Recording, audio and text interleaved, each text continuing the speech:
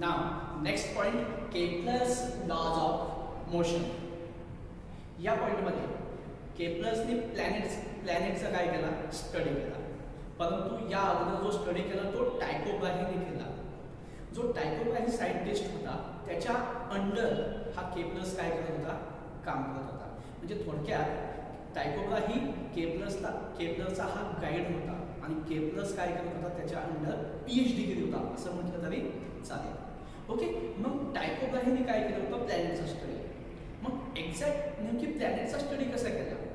मग त्याला काय सांगायचं होतं की हे जे काही प्लॅनेट आहे ही सनच्या अराउंड कसे मूव्ह होतात, त्यांचा स्पीड काय, कोणत्या शेपमध्ये मूव्ह होत असते. म्हणून त्यांनी काय केलं ह्या प्रत्येक प्लॅनेटचा स्टडी केला. परंतु टायको ब्राहे ह्या सायंटिस्टला त्याचं कन्क्लुजन त्याला सांगता नाही आलं. कारण का नाही आलं तर त्या ठिकाणी तेवढ्यात त्याची काय झाली डेथ झाली. परंतु त्याच्या अंडर जो काही सायंटिस्ट होता तो म्हणजे हा केप्लर. मग ह्या केप्लरने काय केलं की पुन्हा प्लॅनेटचा स्टडी केला आणि मग त्याने त्याचे स्वतःचे 3 लॉ सांगितले. Kepler's first law, Kepler's second law, Kepler's third law. Okay.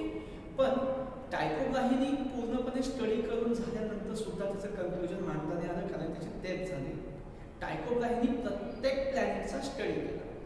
परंतु केप्लर्स या सायंटिस्टने प्रत्येक प्लॅनेटचा स्टडी न करता एक स्पेसिफिक प्लॅनेट चूज केला आणि त्याचाच वर्षानुवर्ष काय केला स्टडी केला. आणि स्टडी केल्यानंतर त्यांनी त्याचे 3 लॉज मांडले.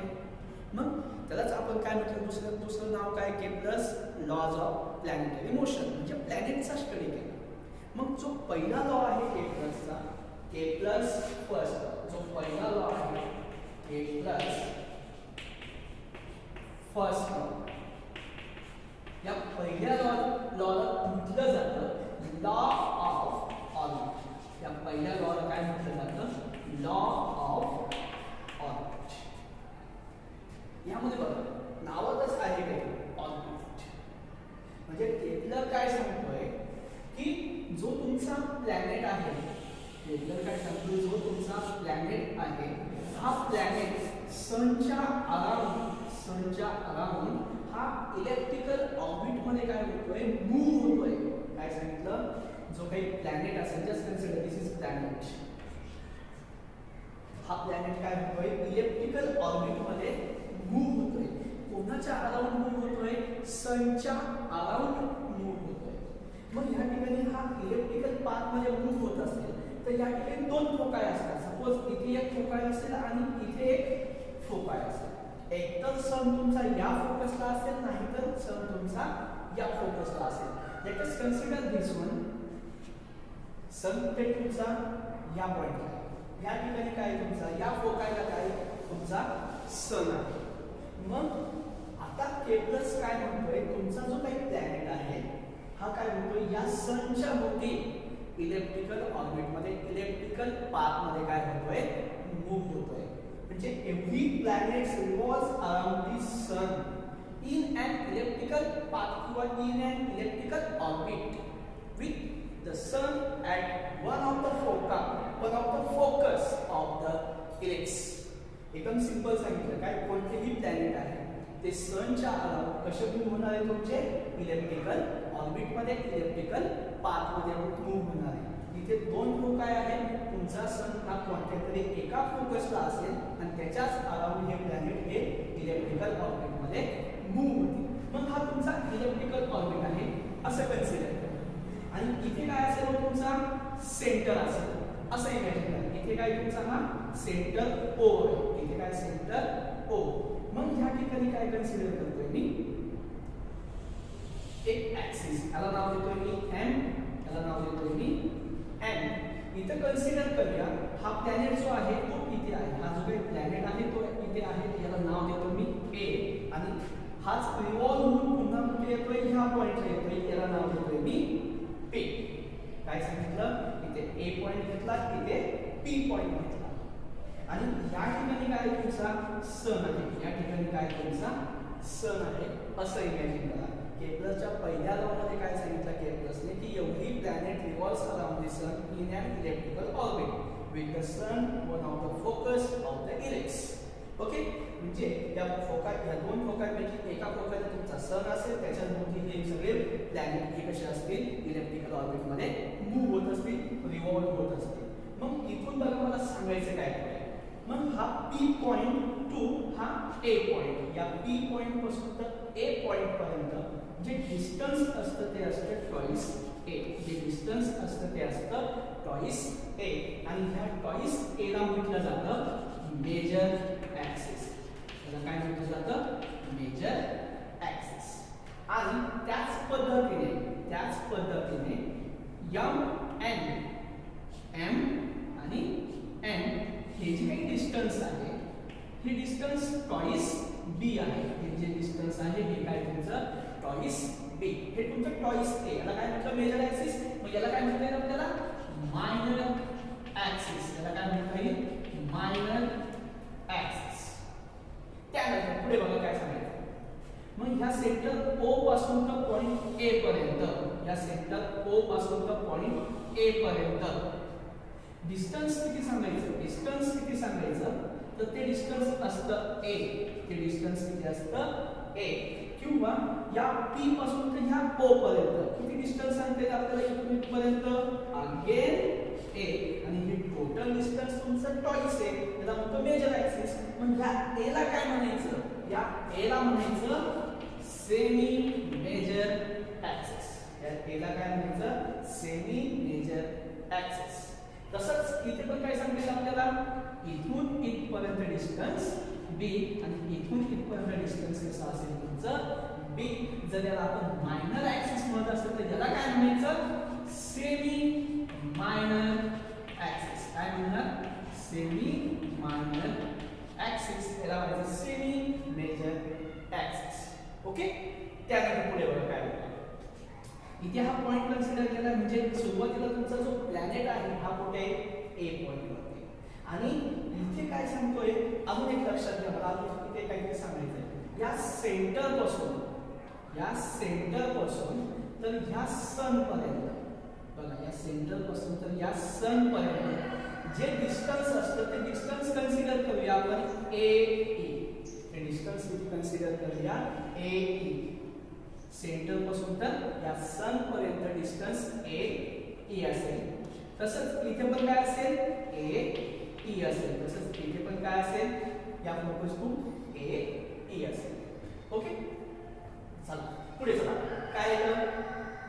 या ठिकाणी बघा, या A पॉइंटला इथे तुमचा प्लॅनेट आहे असं इमॅजिन करा. आणि इथे सन आहे. म्हणजे हा प्लॅनेट कुठे हो? सनच्या जवळ आहे. क्लोजेस्ट टू द सन आहे. जर हा प्लॅनेट सनच्या जवळ असेल, जर प्लॅनेट हा सनच्या जवळ असेल तर त्याला म्हटलं जातं पेरिहेलियॉन. त्याला काय म्हटलं जातं? पेरिहेलियॉन. मग ह्या दोघांमधलं डिस्टन्स किती असेल ते आता आपल्याला काय करायचं आहे? फाइंड आउट करायचं आहे. मग ह्या दोघांमधलं डिस्टन्स काय करायचं आपल्याला? फाइंड आउट करायचं आहे. काय सांगितलं? हा जो काही प्लॅनेट आहे हा जर सनच्या जवळ असेल तर त्याला काय म्हणायचं? पेरिहेलियॉन. मग ह्या दोघांमधलं डिस्टन्स एक्झॅक्टली किती असेल? मग ह्या ठिकाणी बघा मी सांगतो काय आहे की ह्या सेंटर पासून तर ह्या पॉइंट पर्यंत डिस्टन्स किती तुमचं? A आहे. मग R is equal to consider करूया. R फाइंड आउट करायचंय. सन आणि प्लॅनेट मधलं डिस्टन्स फाइंड आउट करायचंय. क्लोजेस्ट डिस्टन्स फाइंड आउट करायचंय. मग सेंटर पासून तर A पर्यंत डिस्टन्स A आहे असं कन्सिडर करूया. A. आणि आपल्याला एवढं डिस्टन्स काय करायचं? फाइंड आउट करायचंय. आणि सेंटर पासून तर सन पर्यंत डिस्टन्स किती आहे? AE. म्हणजे ह्या A मधून हे E चे डिस्टन्स काय करावं लागेल? मायनस करावं लागेल. तेव्हा आपल्याला सन आणि प्लॅनेट मधलं काय मिळेल? डिस्टन्स मिळेल. ओके. म्हणजे या ठिकाणी A मायनस AE. A काय करा? कॉमन घ्या. म्हणजे काय मिळेल? 1 मायनस E. म्हणजे जर सन हा प्लॅनेटच्या जवळ असेल किंवा प्लॅनेट हा सनच्या जवळ जर असेल तर डिस्टन्स किती असेल? R is equal to A into 1 minus E. E म्हणजे काय? इसेंट्रिसिटी. E म्हणजे काय? Eccentricity. Closest to the sun. Okay. मग या ठिकाणी बघा, त्याला आपण काय म्हणतोय? पेरिहेलियॉन. जर तुमचा प्लॅनेट या ठिकाणी आहे, आता ऍट पॉइंट P ला आहे. तुमचा प्लॅनेट जर ऍट पॉइंट P ला आहे तर सन पासून कुठे होतो फारथेस्ट डिस्टन्स आहे कोणत्या डिस्टन्स आहे फारथेस्ट म्हणजे लांब आहे सन इथे आहे आणि प्लॅनेट कुठे आहे इथे आहे जर सन पासून जर तुमचा प्लॅनेट हा लांब असेल फारथेस्ट डिस्टन्स वरती असेल तर त्याला म्हणायचं आहे ॲपिलियॉन त्याला काय म्हणायचं आहे ॲपिलियॉन जर जवळ असेल तर पेरिहिलियॉन लांब असेल तर ॲपिलियॉन याला पेरिजी याला ॲपोजी असं सुद्धा नाव आहे ते बघूया नंतर ओके मग या ठिकाणी आता इथे सन आहे आणि इथे हा तुमचा प्लॅनेट आहे इथे सन आहे इथे हा काय तुमचा प्लॅनेट आहे मग आता ह्या दोघांमधलं तुम्हाला काय फाइंड आउट करायचं आहे डिस्टन्स आता ह्या दोघांमध्ये तुम्हाला काय फाइंड आउट करायचं आहे डिस्टन्स आर फाइंड आउट करायचं आहे मग इथं लक्षात घ्या मला सांगायचं काय सन इथे प्लॅनेट इथे आणि यांच्यामधलं डिस्टन्स किती तुमचं ए आहे प्लॅनेट टू सेंटर ए आणि या सेंटर पासून ते या सन पर्यंत डिस्टन्स किती ए म्हणजे या ए मध्ये हे ई चं डिस्टन्स काय करावं लागेल आता आपल्याला ऍड करावं लागेल म्हणजे काय लिहिता येईल ए प्लस ए ई म्हणजे काय हो ए इंटू 1 प्लस ए म्हणजे सन म्हणजेच या ठिकाणी हा जो काही सन आहे या जो काही प्लॅनेट आहे जर त्यांचं डिस्टन्स जास्त असेल तर ते किती असेल ए इंटू 1 प्लस ए आणि त्याला आपण काय म्हणतोय ॲपिलियॉन जर सनच्या जवळ प्लॅनेट असेल त्याला म्हणतो पेरिहिलियॉन डिस्टन्स किती आहे ए इंटू 1 मायनस ई ई म्हणजे काय इसेंट्रिसिटी ओके बघा मी पुन्हा सांगतो केपलरचा फर्स्ट लॉ काय आहे तर केपलरचा फर्स्ट लॉ मध्ये काय सांगितलं एव्हरी प्लॅनेट हे सनच्या भोवती कसे होतात कसे रिव्हॉल्व होतात इलेक्ट्रिकल ऑर्बिटमध्ये हा केपलरचा पहिला लॉ आहे ओके त्यानंतर त्यांनी काय सांगितलं की इथे दोन फोक आहे या दोन फोकांपैकी कोणत्या तरी एका फोकाला काय असेल तुमचा सन असेल त्याच्याच भोवती काय होईल तुमचे प्लॅनेट रिव्हॉल्व होतील इलेक्ट्रिकल ऑर्बिटमध्ये या पी पासून तर ह्या ए पर्यंत डिस्टन्स किती घेतोय आपण टॉइस ए ह्या टॉइस केला आपण काय म्हणतोय मेजर ऍक्सिस म्हणजेच काय हो या सेंटर पासून तर ए पर्यंत डिस्टन्स किंवा या सेंटर पासून तर पी पर्यंत डिस्टन्स काय ए ए त्याला आपण म्हणतो सेमी मेजर ऍक्सिस त्याच पद्धतीने एम टू एन डिस्टन्स किती सांगितलं टॉइस बी त्याला म्हणतो मायनर ऍक्सिस आणि M to O O to N distance किती आहे बी त्याला म्हणतो आपण सेमी मायनर ऍक्सिस ओके त्यानंतर मी काय सांगितलं जर तुमचा प्लॅनेट हा सनच्या जवळ असेल जर तुमचा प्लॅनेट हा जर सनच्या जवळ असेल तर त्याला आपण काय म्हणतोय पेरिहिलियॉन डिस्टन्स किती आहे r is equal to a to 1 minus e आणि जर तुमचा प्लॅनेट हा सन पासून दूर असेल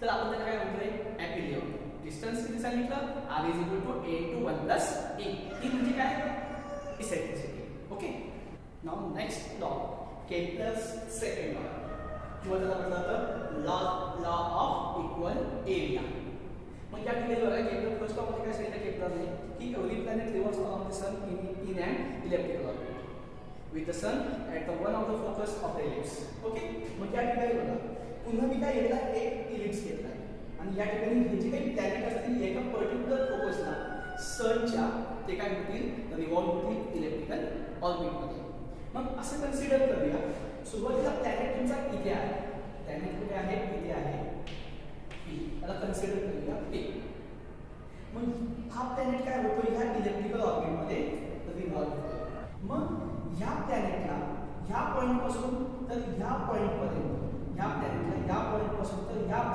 पॉइंट पर्यंत येण्यासाठी किती सेकंड लागले 5 सेकंड लागले किती सेकंड लागले 5 सेकंड म्हणजे 5 सेकंदामध्ये त्यांनी काय केलं एवढा एरिया स्वेप केला 5 सेकंदामध्ये त्यांनी काय केलं एवढा एरिया काय केला स्वेप केला मग हा प्लॅनेट पुढे चालला सपोज हा प्लॅनेट इथे आला हा प्लॅनेट कुठे आला इथे आला आणि तेवढ्याच वेळेला हा 5 सेकंदामध्ये त्याने इथे येऊन पोहोचला 5 सेकंदामध्ये इथून इथपर्यंत येण्यासाठी त्याला किती वेळ लागले 5 सेकंद लागले पुन्हा यांनी किती एरिया स्वेप केला एवढा एरिया काय केला स्वेप केला तुमचा सन कुठे आहे या पॉइंटला सन आहे इथे काय तुमचा सन आहे सुरुवातीला प्लॅनेट आपण इथे घेतला होता मग हा प्लॅनेट या प्लॅनेटला इथून इथं येण्यासाठी म्हणजे या पॉइंट पासून या पॉइंट वरती येण्यासाठी किती वेळ लागला 5 सेकंद 5 सेकंदामध्ये त्याने एवढा एरिया काय केला, स्वेप केला. तसंच या ठिकाणी ह्या पॉईंटपासून या प्लॅनेटला या पॉईंटवरती येण्यासाठी पुन्हा किती वेळ लागला, 5 सेकंद. किती एरिया स्वेप झाला, एवढा एरिया स्वेप झाला. मग ह्या लॉचं स्टेटमेंट एक्झॅक्टली कसं आहे इन शॉर्टमध्ये सांगतो. इन किंवा असं सांगता येईल आपल्याला इक्वल एरिया किंवा असं म्हणूया it sweeps equal area in equal intervals of time. In short अजून एक शॉर्ट काय, the areal velocity of planet is constant किंवा the areal velocity of radius vector is constant. हे आपल्याला प्रूव्ह करायचं. पण कन्सेप्ट काय ते लक्षात घ्या. It sweeps equal area in equal intervals of time.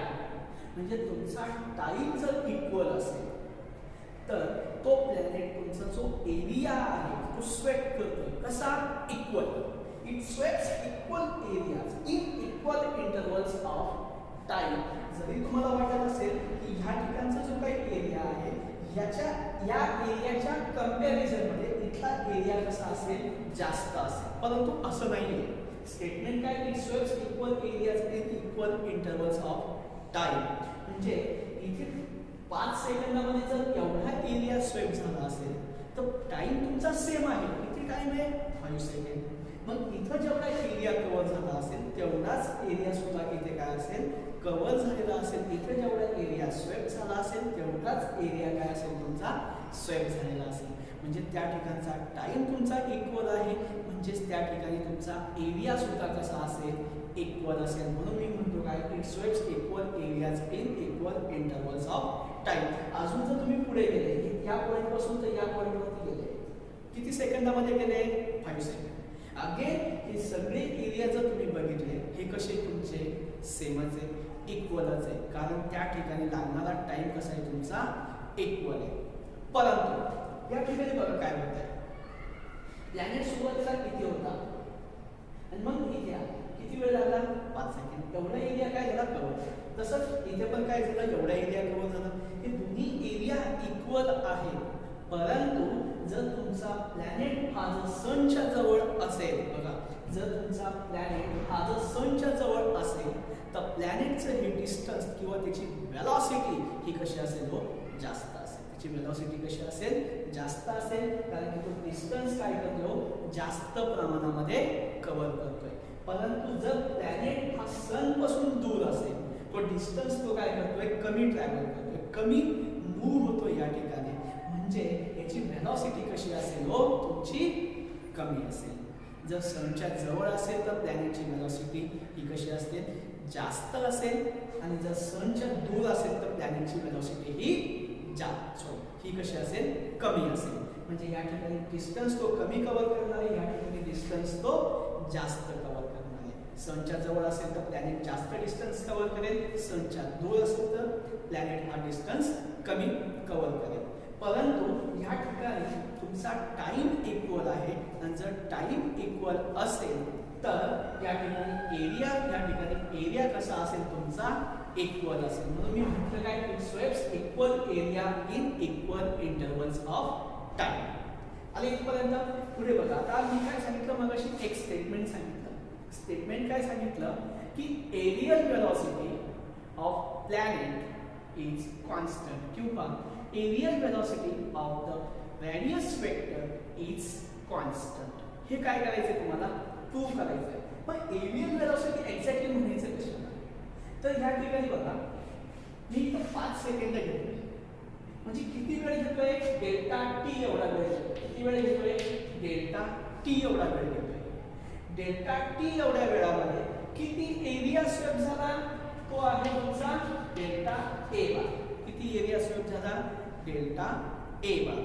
त्याच पद्धतीने इथे पण टाइम किती घेतला मी, delta T. Just consider delta T. किती एरिया कव्हर झाला, किती एरिया स्वेप झाला, डेल्टा ए बार. म्हणजे इथे जेवढा एरिया स्वेप होणार तेवढाच एरिया इथे स्वेप होणार. इथं जेवढा टाइम असेल तेवढाच टाइम तिथे असेल. म्हणजे ही कशी येतात, हो कॉन्स्टंट येतात आहे. म्हणजे delta A bar upon delta T is equal to constant. आणि ही जी काही कन्सेप्ट आहे या कन्सेप्टला म्हटलं जातं areal velocity. Delta A bar upon delta T त्याला काय म्हणतो आपण areal velocity of the planet is constant किंवा areal velocity of radius vector is constant. हे आता काय करायचं आपल्याला प्रूफ करायचं आहे. हे काय करायचं आहे प्रूफ. त्याचा प्रूफ कसं सांगता येईल आपल्याला. या ठिकाणी बघा पुन्हा मी एक इलिप्स लाईन घेतो जस्ट कन्सिडर. आणि इथे सन आहे असं इमॅजिन करा. इथे काय तुमचा सन आहे असं इमॅजिन करा. आणि इथे तुमचा काय आहे प्लॅनेट. इथे काय तुमचा प्लॅनेट आहे. आणि इथून या सन पासून तर इथपर्यंत डिस्टन्स हे किती आहे आर. किती आहे आर. इथे मी पुढे थोडंसं एक्सटेंड करतो आर. आणि हा जो प्लॅनेट आहे या इलेक्ट्रिकल ऑर्बिट मध्ये रिव्हॉल्व होतोय. हा जो काय प्लॅनेट आहे हा इलेक्ट्रिकल ऑर्बिट मध्ये रिव्हॉल्व होतोय. ही त्याची काय घेऊया टँजेन्शियल वेलॉसिटी v घेऊया. टँजेन्शियल वेलॉसिटी v घेऊया. म्हणजे त्याने असं कन्सिडर करूया एवढा एरिया काय केला असेल स्वेप्ट केला. एवढा एरिया काय केला स्वेप्ट केला. किती वेळ लागला असेल त्याने डेल्टा टी एवढा वेळ लागला. किती वेळ लागला डेल्टा टी. किती एरिया कव्हर केला डेल्टा ए वन. बघा काय सांगतोय त्याने ह्या पॉइंटला प्लॅनेट आहे पी कन्सिडर करूया त्याला. इथून हा काय होतोय रिव्हॉल्व होतोय. म्हणजे मला काय मिळालं त्याची एक टँजेन्शियल वेलॉसिटी मिळाली. मग टँजेन्शियल वेलॉसिटी मिळाल्यानंतर ह्या ठिकाणी ही जी काही रेडियस असेल ही जी काही डायरेक्शन असेल याच्यासोबत जो काही अँगल तयार झाला हा थीटा कन्सिडर करूया. जो अँगल तयार झाला हा किती कन्सिडर केला मी थीटा कन्सिडर केला. ओके. त्यानंतर पुढे बघा काय सांगतोय. मग ही tangential velocity at point P ला आपण कन्सिडर केली. एवढा एरिया काय झाला स्वेप्ट झाला. किती वेळ झाला डेल्टा टी एरिया झाला स्वेप्ट डेल्टा ए बार. मग आता ही जी काही डायग्राम आहे ती इथं सेपरेटली ड्रॉ करून घेतो. ती ह्या पद्धतीने दिसेल. इथे हा पॉइंट आहे असे इमॅजिन करा. आणि इथे ही त्याची डायरेक्शन असेल आणि इथे काय असेल हा स्वेप्ट झालेला एरिया असेल. आणि असा पार्ट आहे या ठिकाणी. म्हणजे हा कर्व आहे ना. हा कसा आहे तुमचा कर्व आहे.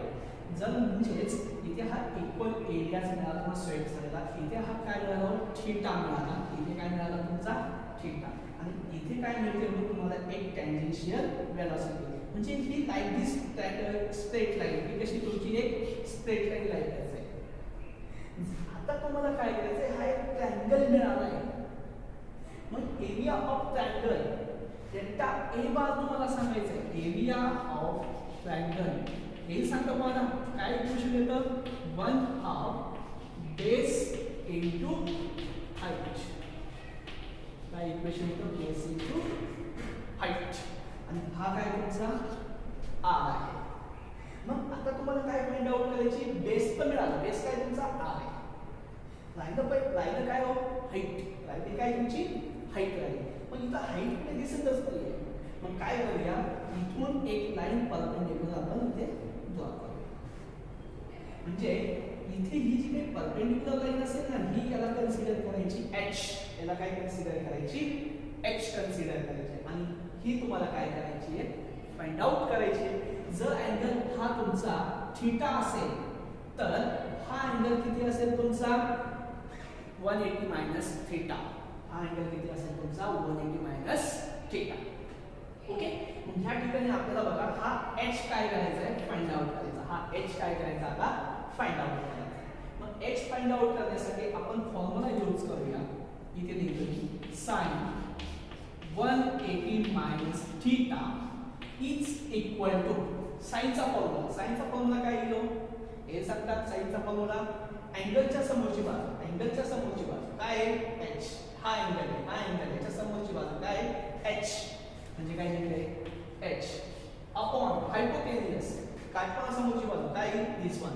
याची व्हॅल्यू काय आहे अजून माहितच नाही. याची व्हॅल्यू काय आहे ते लक्षात घ्या. म्हणजे बघा हा प्लॅनेट इथे आहे. हा काय होतोय मूव्ह होतोय. ही काय होते त्याची टँजेन्शियल वेलॉसिटी आहे. काहीतरी वेलॉसिटीने हा मूव्ह होतोय. त्याला काहीतरी वेळ लागलाय. किती वेळ लागलाय डेल्टा टी एवढा वेळ लागलाय. म्हणजे या ठिकाणी जी काही व्हॅल्यू मिळेल याची जी व्हॅल्यू असणार आहे तुमची ही असेल v delta T bar, V bar delta T. पण इथे लिहिता येईल आपल्याला व्ही बार डेल्टा टी. मग आपल्याला h फाइंड आउट करायचं. मग h साठी इक्वेशन काय येईल? h is equal to sin 180 minus theta. sin 180 minus theta sin theta म्हणजेच काय येईल? v bar delta t into sin theta into sin theta. मग ही व्हॅल्यू काय करायची? या इक्वेशन मध्ये सबस्टिट्यूट करायची. या इक्वेशन मध्ये काय करायची? ते आता सबस्टिट्यूट करायची. म्हणजेच काय होते? Delta a bar is equal to 1 half base किती तुमचा r आहे, r इनटू हाईट. हाईट किती मिळाली? v bar delta t sin theta. v bar delta t sin theta. या ठिकाणी मला डेल्टा t मिळाला आहे. हा डेल्टा t काय करूया? या डेल्टा a बारला डिवाइड करून घेऊया. म्हणजे काय मिळेल? Delta a bar upon delta t is equal to काय मिळता येईल? 1 half r v bar sin theta. Delta a bar upon delta t is equal to 1 half r v bar sin theta. Okay. आता हा जो काही planet आहे, ह्या प्लॅनेटचा काहीतरी मास असेल. मग आपण इथे काय करूया? लिनियर मोमेंटम बघूया. Linear momentum. पण लिनियर मोमेंटमचा symbol p bar is equal to काय येईल? Mass into velocity. म्हणजे मास इनटू वेलोसिटी. हे मिळालं linear momentum. Mass into velocity, mass into velocity. आणि जर आपल्याला अँग्युलर मोमेंटम फाइंड आउट करायचं ठरलं, अँग्युलर मोमेंटम, मग अँग्युलर मोमेंटम कसं फाइंड आउट होईल? सिंबल काय आहे अँग्युलर मोमेंटमचा? Angular momentum L bar. Angular momentum L bar find out करायचं. काय येईल? L bar is equal to, हे सांगा, L bar is equal to R bar cos P bar. R bar cos P bar. R bar cos P bar. Okay. मग या ठिकाणी p ची value माहिती काय? p ची व्हॅल्यू m v बार. म्हणजेच काय येईल? R bar cos m into v bar square. आणि हेच इक्वेशन कसं लिहिता येईल? L bar is equal to R bar m v bar sin theta. याला इक्वेशन नंबर 2 कन्सिडर करूया. याला इक्वेशन नंबर 1 कन्सिडर करूया. Equation number 1, equation number 2. जर हे दोन इक्वेशन जर तुम्ही कंपेअर केले, तर ह्या इक्वेशन मध्ये बघा काय आहे? r bar v bar sin theta. म्हणजे इथं मिसिंग काय हो? m मिसिंग आहे. इथे मिसिंग काय तुमचा? m मिसिंग आहे. जर त्या इक्वेशन मधला आपण multiplied and divide by m जर केलं, काय? Multiplied and divide by m कोणाला? इन इक्वेशन नंबर 1 ला. तर आपल्याला काय मिळेल? Delta a bar upon delta t is equal to 1 half m r bar v bar sin theta upon m. मग m r bar v bar sin theta, r bar m v bar sin theta म्हणजे काय हो? Angular momentum. आणि therefore delta a bar upon delta t is equal to काय सांगितलं याची value? l bar upon twice m is equal to constant. म्हणजे इथून तू काय झालं? तुमची एरियल वेलोसिटी, तिची एरियल वेलोसिटी म्हणजे delta a bar upon delta t is equal to l bar upon twice m. म्हणजे ही एरियल वेलोसिटी ही कोणाच्या इक्वल सांगितली? l bar upon twice m च्या. आणि ह्या सगळ्या क्वांटिटी कशा आहेत? तुमच्या कॉन्स्टंट आहे. अँग्युलर मोमेंटम त्या प्लॅनेटचं कसं सांगायचं तुम्हाला? कॉन्स्टंट सांगायचं. म्हणजे ही जी काही एरियल वेलोसिटी असेल ही काय तुमची कॉन्स्टंट आहे. ओके. नाव k प्लस थर्ड लॉ, दुसरं नाव आहे लॉ ऑफ पिरियड किंवा law of time period. Okay. म्हणजे बघा हा अतिशय सिंपल लॉ आहे. काय सांगितलं जातं की t square is directly proportional to r cube. t square is directly proportional to r cube और t square upon r cube is equal to constant. पण या ठिकाणी T square is directly proportional to R cube. याचं reason काय, याचं पाठीमागची concept काय? तर या ठिकाणी बघा काय सांगतो मी, हा एक इलिप्स कन्सिडर करा आणि इथे कुठेतरी काय असेल तुमचा सन असेल आणि इथे काय असेल तुमचा प्लॅनेट असेल. ह्या प्लॅनेटचं रेडियस त्यांनी R1 कन्सिडर केली. ह्या प्लॅनेटची रेडियस किती कन्सिडर केली त्यांनी? R1 कन्सिडर केली. तर ह्या प्लॅनेटला एक रिव्हॉल्यूशन काय करायचे, कंप्लीट करायचे. ह्या प्लॅनेटला काय करायचं, एक रिव्हॉल्यूशन कंप्लीट करायचं. मग एक रिव्हॉल्यूशन कंप्लीट करण्यासाठी काय किती वेळ लागेल, T1 वेळ लागेल असं त्यांचं म्हणणं आहे. जर प्लॅनेटची रेडियस R2 असेल, जर प्लॅनेटची रेडियस R2 असेल तर ह्या प्लॅनेटला एक रिव्हॉल्यूशन कंप्लीट करायचं. तर टाइम पिरियड किती लागणार आहे, T2.